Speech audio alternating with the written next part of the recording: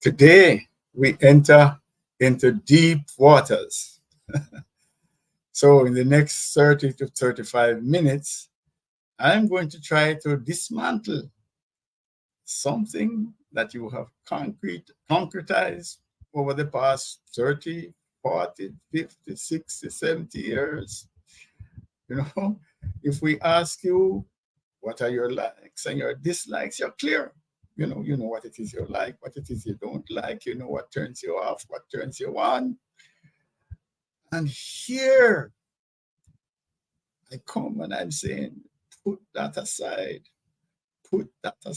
because you can increase your impact and influence and effectiveness if you are more focused on identifying what behaviors are most appropriate in every given situation and be able to pull out that behavior at will. Whoa, sounds impossible.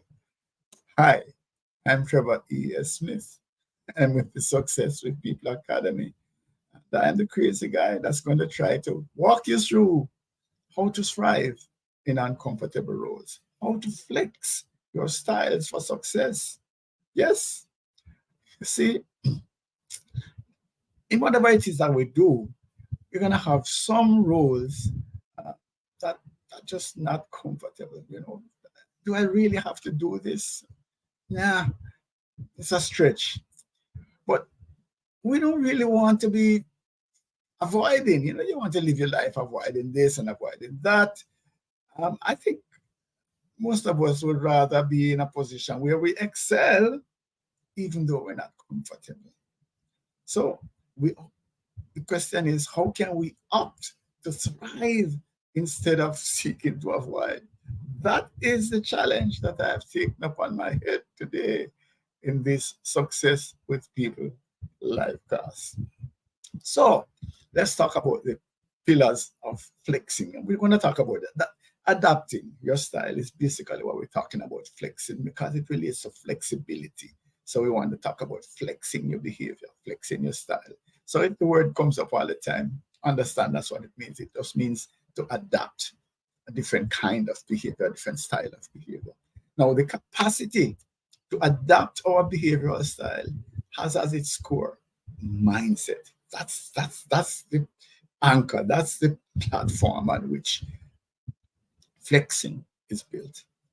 Everything revolves around our mindset. You might call it your philosophy. Some people call it the worldview, how you perceive life, and the list goes on. But basically, it is what drives your thinking, how you process incoming information. That's basically what we're talking about, and how you respond to incoming information. So mindset drives how we as individuals respond to life's unfolding events.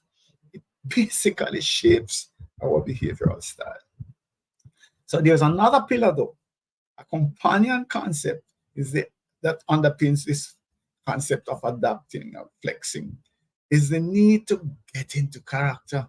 So we know in Hollywood, and we are saying if you are going to play Nelson Mandela effectively, you have to get into an understanding of who Nelson Mandela was.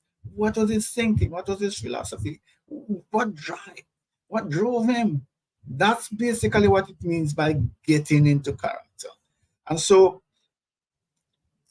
that's how we have to do if we want to adapt a different behavioral style. We have to understand the underpinning. What is it that fuels this kind of response to life's unfolding events?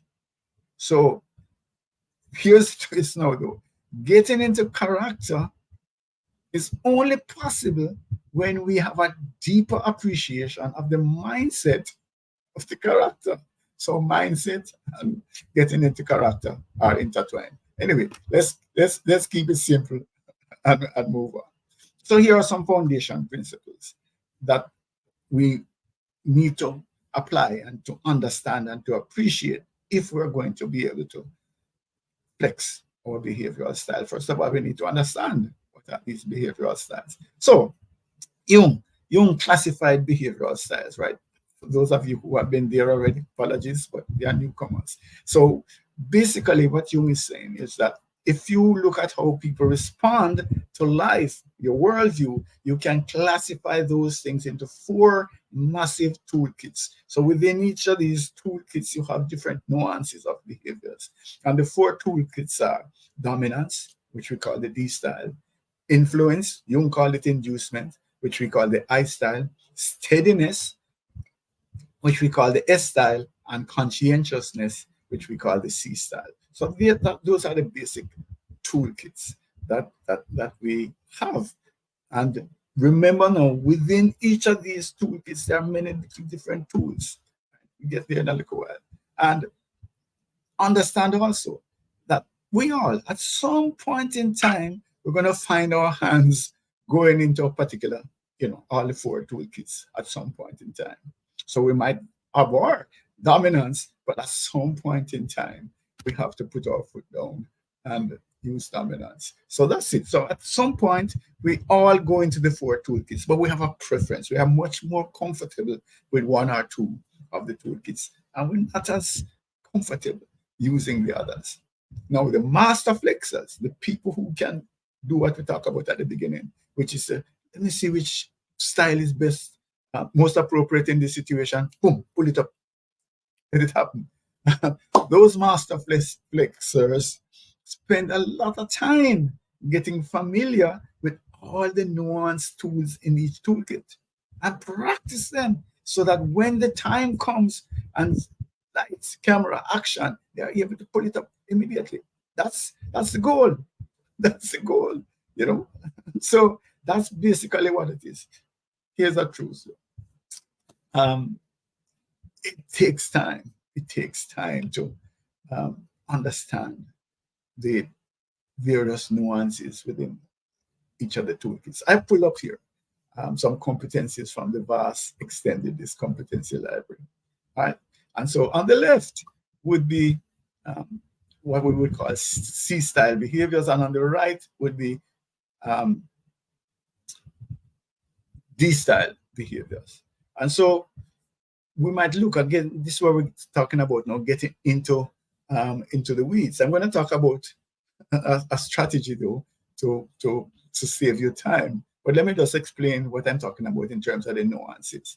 So if we look at the top here, where we're looking at anticipating risks to minimize them, that's C-style behavior.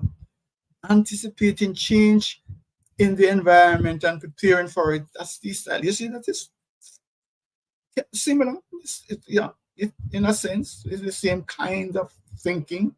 However, if we go deeper now and look at another tool, which is following policies and respecting agreements when making decisions, or even more directly, being proactive in insurance compliance, we can see here the difference. Being willing to try new approaches, being a positive change agent, being a catalyst for thoughtful and appropriate change. So we can see that while some of the behaviors in one of the toolkits might be similar in a sense to another behavior in another toolkit, the key understanding would be the mindset that drives it. So let's talk about this mindset here. This is deep waters, right? Okay. So the C-style mindset, in a nutshell, if you want to look at it, is that the C-style thinking is that life, the world is a complex place. It's a complex place. It's not just easy to just navigate through life. You can easily get lost, and you can actually get lost and get into danger. So life is a complex thing. The answer to that is to analyze it carefully, go into deep analysis so you understand it better. From your analysis, craft a strategy. From your strategy, outline a plan. But here is this: you need also to ensure that the plan, you comply with the plan. So that's the C-style thinking. It is dangerous place. Make sure that you carefully analyze it. Make sure that you Craft a policy, a plan, a strategy, and make sure that you follow the plan. Because if you don't, you run into all sorts of danger. The D style thinking is that life is an adventure. Life is an adventure, and there's no limit to what you can get from it if you are willing to venture. Yes. So don't be risk averse. Test things because you can get more from life. Of course, there's risk, but that now is the differentiation between those who are successful, are more successful at living than others. Of course, we love the competition. So, yes, we're prepared to take the risk because we want to be at the edge. We want to win. We want to succeed. So, that's totally different philosophy. One is, oh, danger, brother. This is challenging. The other one is, oh, this is so exciting because it is so challenging. It is so many experiences, so many possibilities. Let's go. All right? Good. So basically, then, if you want to adapt C-style behavior, you need to have that kind of approach. If you want to adapt D-style behavior, you have to take on that approach. All right. So bottom line, though, is that we don't have the time to go into the weeds in terms of learning all the nuances and practicing with some of the little tools in the toolkit. So today, I'm actually giving you a pit stop. You ever see, follow Formula One races where you see the car come into the pit and in seconds it's refueled and all the tires change? Well, that's what I'm giving you. A quick and dirty approach to being able to start to adapt styles. And what it comes back down to now is the mindset, that overarching philosophy that will guide you. So as I give you a hint already, I'm saying to you, if you want to look at this style, then that is the thing. It's an adventure. It is, we are taking on the risk because that's how we're going to distinguish ourselves from the others. C is a little bit more focused on the complexity of life and the need to plan and to have systems and structure that guide you. So, all right. So today, and by the way, this is going to have to be a series because I want to do the 4 basic styles. So today I want to look at dominance. How do we flex the dominance? And I'm choosing this one. Well, it's because I'm using a disclaimer and it's the first, D is the first. But also, like less than 10%. This is a style that is least used by the population, right? So less than 10% of people. Yeah, you would be surprised to see how these people can turn the world upside down and yet still it is such a small percentage of the population. Yeah. Okay. So this might be more challenging for everybody, but let's go through quickly now. Still trying to see if we can get out of here within 35 minutes. All right. So one of the things that fuels it, I'll give you that already, that this is an adventure. And part of the adventure is to win. Winning is, if you want to take a single word that would help you to understand the D style, it is winning. Having your objectives met, goal attainment. That's it. So everything flows from goal attainment. Everything flows from winning, from succeeding, from getting your objectives met. And so, yes, I might need some authority in order to make the changes happen. Yeah, I tend to think of things in a bigger way, so the production and I don't want to be in a little corner. I want to expand and explode and so on. Challenge, that's important. That's why it is so exciting, because I am actually having to develop every day, and the pressures of others coming in on me, all of that. Woo, that is part of the excitement. Of course, yeah, I want to lead. I want to be in charge. I want to drive the car. I don't want to be, in the back seat. Yeah, and I want to explore. As I said, this is an adventure. I want to have many things, and that competition, man, that is what gets the fuel going. Yeah, okay.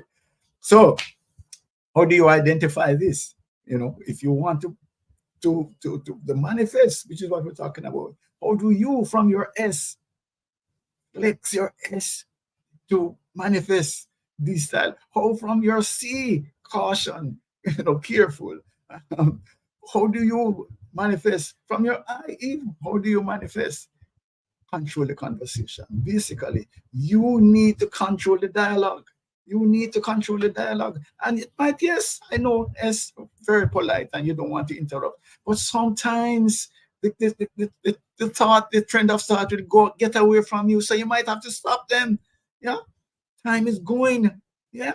You have a radio interview and you need to, you know that you have one segment. So it's going to be, 8, 9, 10 minutes. Yeah, you can't let the interviewer be rambling along. No, you have to cut him off. So you're not getting what you have to say. Yeah, it might come across a little rude, but just think about it. After the 10 minutes gone, what have you left there with? Just the interviewer asking you questions. No, that's not why you're there. You're there to get your point across. So you have to interrupt. I'm sorry. Your message is important. You have to keep on message. You have to get your message out. You have to change the dialogue. Okay. You can't do that, however, by being, soft spoken and push back and wait. No, you have to be short, assertive. You have the answers. If you have the solution to this disease, are you going to sit back and wait and watch No, you gotta get it out there. This is urgent. This is life saving. Get it out. Be assertive, right? And then, of course, yeah, don't go around the map. Bottom line, this is required. This is it. Talking bullet points. Bam, bam, bam. Done. Give quick answers. Get direct answer. Quick, to the point. And of course, yeah, you might come across a little impatient, little impatient. And yeah, that's part of the thing because time is of the essence. You don't have time to waste. You need to get your message across quickly, and people need to understand that you value your time. So um, our seaside colleagues might be saying, so as I have said before, yes, I heard it the first time. Will you say it again? Oh, you're rude. Let me get a chance to finish. But you haven't said you got about the fourth time now. I've heard it. I don't want to hear it again. Why are you going over the thing? I'm not dumb. When you said it the third time, you reinforce it. I don't need to hear it a fourth time. Yeah, rude. Yeah, maybe, but just understand where I'm going because we have limited time, and the clock is running out, and I really promise you that I've got what it is that you are saying. But can we move on, please? I hear you, and I don't mean to offend you, but I kind of said 4 times already. Okay, so all right, so somebody saying no, no, I definitely. By the way, you can type in the chat. We do have the possibility to make this interactive. So you can type in the chat and we will actually project it on screen here. But yeah, so some of you are saying, yes, well, that is why I can't take that style. Okay. But if you want to flex, that's the mindset that you have to have. You have to get your information out and you have to get it out in a positive, assertive manner because time is running out and you want to win. You want to get your message across. Okay. I know politically correct and all of that. Yeah, but sometimes the politically correct make the time run out on you. Get it done.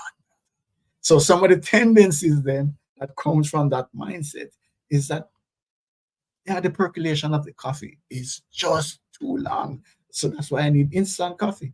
The results, time, remember time. We are only here for a limited time. I can't spend all my time waiting. Waiting is wasting time. And so, yes, and of course, I'm living in an adventure, so I have to initiate action. How will I know, you know, what other experiences are there unless I initiate it? And decisiveness. So I'm not hemming and hawing. I'm not going, should I or should I not? Let me sleep on this or no. Gonna get it done? Move. Let's take action.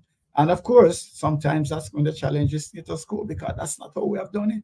Trevor, we from Mr. Jones was here. This is how we did things. I hear you, but no, we have to change. We have to do something different. That's it. And as a result of that, I might have to challenge authority because my approach is that I need to solve this problem and I have the answer. I have the answer. Move out of the way, please. Move out of the way. So, what are some of the mindset changes? What is it that you have to do inside your head in order to behave like that? Flexibility. Understand that flexibility is a strength. The idea of being able to adapt your style and move, you know, it's a superpower, basically.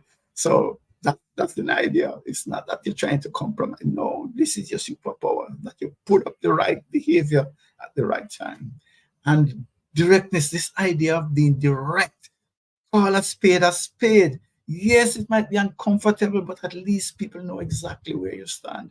If you understand that being direct helps, it's not, it might be uncomfortable for people, but they respect you for it. Yes. And then, of course, results. Results. We have talked about goal attainment being priority number one. We have to win.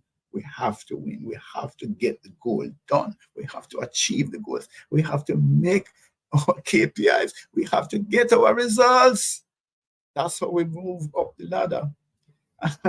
Of course, you're going to get some pushback. Yes. People definitely have a challenge with dominance, with assertiveness. They feel uncomfortable. So there's no question at all about it that an assertive individual is usually going to be thought of as arrogant, dominant, overbearing. All of those possibilities are there. One little word of encouragement. If you're coming from another style, you're not likely to become overbearing, but it will help you to move in the direction of being direct. All right. And by the way, there is a myth that has this idea of this terrible person who never listens and who just shouts at people. That's not the D style. The D style actually wants to win. And so the D style will actually move around into other toolkits in order to get the success. If winning means that I have to humble myself and go and get permission to do something, I will do it, of course. But I'm not going to live my whole life as a humble person necessarily, right? So that's part of it. So use all of the toolkits and get some feedback as to whether you're doing a good job manifesting the. All right, here are some phrases that we can use. So these are things that you can actually versions you can study to inject into your conversation so that you come across as being assertive and more this style. So I've analyzed the situation, and here's the most efficient way to proceed. So clear. I have done the job. This is it. So my decisiveness is unplayed. I need your input, but we must maintain our focus on the end goal. So again, I'm saying, yes, I welcome all of your input. At the end of the day, though, we need to get our goals done. Yes. Right? So that's it. So don't tell me I'm not a team player. I am, as long as, of course, the team is going along with me. I appreciate your perspective, and I'd like to discuss how it fits into our overall strategy. So this again recognizes the input of others, but need to make sure that it is aligned with the strategy that I've seen, and it's going to get us to where we need to go. All right. So let's move forward with this plan. I'm confident it's the most effective route. Again, assertive, confident, assured. Yeah. People want leaders. People want somebody who knows the way. I know the way. You can't be, I'm wondering, I'm not so sure. I want suppose we were. Oh no, come on. Let's move forward. Let's make it happen. All right. So I hear you. I understand your concerns. And I'm confident that this decision aligns with our goals. Yes, I hear you. But listen to me, no, man. Let's launch the product. First mover advantage is important. This, I hear, yeah, but we can sort that out. Let's make it happen. That's the kind of thing. So these assertive phrases can help you manifest your D style effectively, right? Because you want to demonstrate confidence, decisiveness. You want to focus on results. Yeah. So that's part of what it is. All right. So here are some ones now that weaken you. Okay. You don't want to say these words out of your mouth at all. I think, or I believe that we could actually move forward. I'm not so sure. But I think so. I think so. Huh? You mean think so? No, I'm gonna follow you then. Why would I follow you?